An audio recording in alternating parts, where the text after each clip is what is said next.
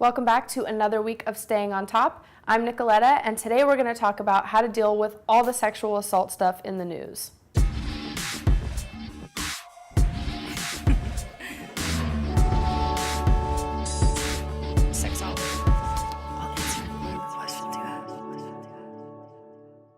It feels like every day there's another person getting in trouble for sexual harassment or sexual assault. While continuing the conversation about this topic is obviously super important, it can feel really distressing and triggering to some folks who are watching all these stories. So what is triggering? I know you might be sick of the word, and I know that the word triggered is made fun of a lot in shows like South Park and is used against people for getting easily offended by things that are not PC or politically correct. I have my own feelings about that, and that's for a whole nother video, but being triggered can actually be a really serious thing. Being or feeling triggered can cause a person to relive, re-experience, or re-feel trauma or traumatic experiences that they've had in the past. And it can be really distressing and overwhelming. For example, as you might have read in articles already, things like the metoo hashtag campaign can have a lot of positives. For example, it can be a way for people to come out of the darkness, come out of the shadows, and be honest about their experiences and share it with the world if and when they're ready. It also points out how widespread sexual assault is.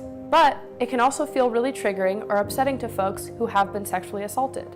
This campaign can also be detrimental to folks who haven't felt ready to share their story. It can cause a lot of shame for someone who thinks, well, why didn't I speak out? Why haven't I told anybody yet? And that can cause a lot of inner shame and guilt. Something I do with clients, and remember, this is not therapy, so if you do need therapy, please find a professional, but this is just an example of something I do in real time with my clients. Something you can do if you're finding yourself getting triggered by things like this is to start making a list of those triggers.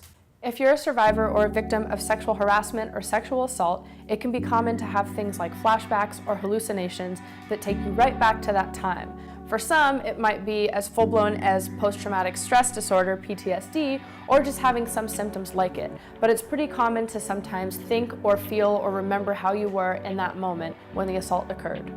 So, if this is something you are experiencing, I want you to pause for a second and get out a piece of paper and a pen or a pencil.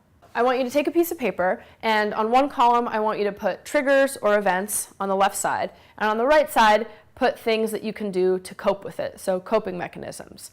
So, as you notice yourself starting to maybe have triggers or feel triggered by news events or other things that are going on, start listing those on the left-hand side.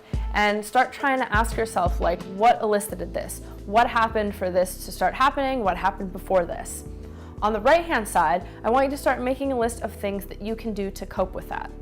The first thing you can ask yourself is this something I can avoid? So, can you block some of those stories? Can you not check some of those stories? Can you take a break from social media for a little while? I'm not saying you should live in a bubble, but it's important to take care of yourself if addressing all these sexual assault things isn't something you're ready to do.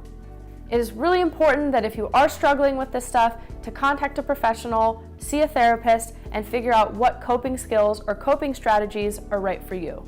Here are just some examples that I've used with clients. One is make sure that you have a support system that you can talk to where you can openly confide in them.